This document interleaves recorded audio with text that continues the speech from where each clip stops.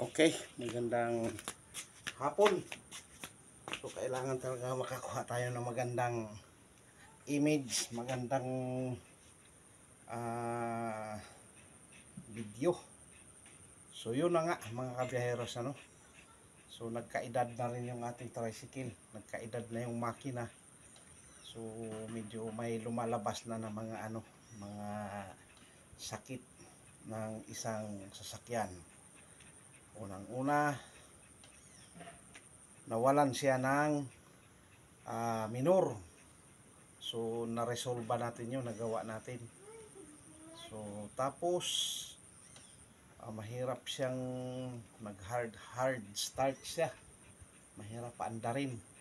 So napansin ko ang may wirings, nawalan yung signal light, brake light, tail light. Tapos ayaw mag-charge. Mag-charge man, pag pinatay mo, diskarga agad. So nagkakaroon siya ng tawag dito, grounded or kuan. So na-resolve natin yan. So kanina naman, habang ihatid ko yung anak ko, ang tagal kong mapaandar are. So talagang sabi ko, mahirap pa naman dito at walang masakyan. Kaya kailangan nung mapaandar ko ay talagang pinagpawisan ako ng todo ron. Pero ganun pa man, tuloy lang, no? So naihatid ko si anak, tapos umuwi ako. Habang nagalinis yung aking asawa ng aming surroundings dito, ay tuloy naman ang aking pagkutingting. So binaklas ko ang area naman kanina ng yung sa charging. So apat lang naman na wire yun. So naroon yung red, green, yellow, dalawang yellow yun.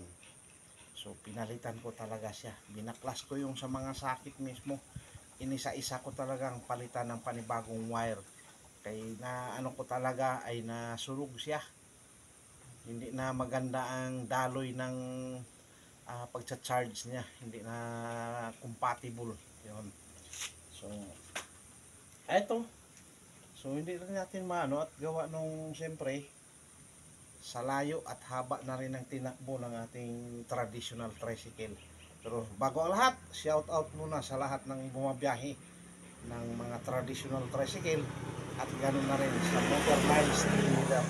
So lalo na sa area ng Mindanao, sa Surigao del Sur, sa area ng Cantilan, Madrid, Lanosa, yan, Carrascal, Carmin, okay, ano pa, Cantilan, yan, basta sa area ng hanggang Mangagoy, hanggang Davao, no?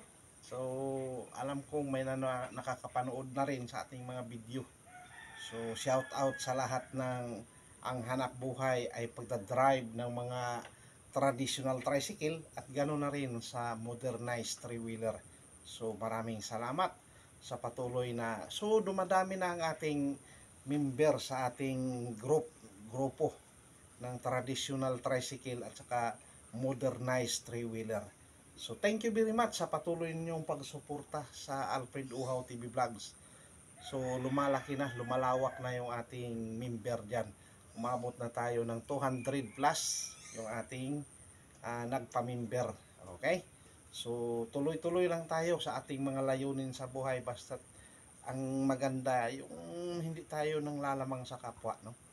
Yung lumaban tayo ng patas at parihas sa ating mga sarili. Huwag natin pairalin yung mga style ng kapwa para tiba-tiba, ay huwag ganun. So laban lang, parehas tayo ng kuwan lang, no?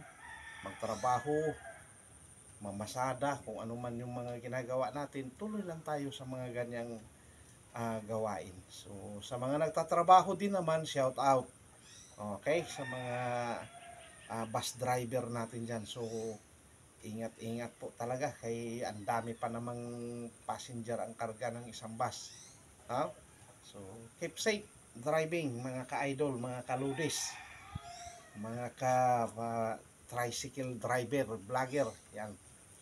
So maraming salamat naman sa mga patuloy ninyong pagsuporta at patuloy na yun sa journey ng ating traditional tricycle, no? So patnubayan nyo, subaybayan para kung ano man yung mga bagong update natin, bagong upload. Pero sa ngayon talaga wala pa tayong mga travels, no? Wala pa, kulang pa tayo sa budget para gumala tayo ng gumala kung saan saan. Pero ari naman ay Luzon, Visayas, Mindanao na ang marating ng ating traditional tricycle na ari. Hanggang Tagaytay ang pinakaano talaga nito, Cavite, sa may area ng ay, kalimutan ko yung basta pagbaba dyan sa may Kwan, palusong yun papuntang Skyruns, tapos kakaliwa kung galing ka dito, galing halimbawa sa papunta kang Tagaytay o galing kang Limery, Batangas, yun pakaliwa. So nalimutan ko, Barangay Halang, yun naroon sila ni kaputol ni Mrs. Naroon din yung mga pamangkin ko doon. So shout out sa inyo din, ha? Laban-laban sa buhay. Okay? So thank you sa pag-follow ninyo, sa pag-like, pag-share, pag-subscribe. Maraming thank you sa inyo.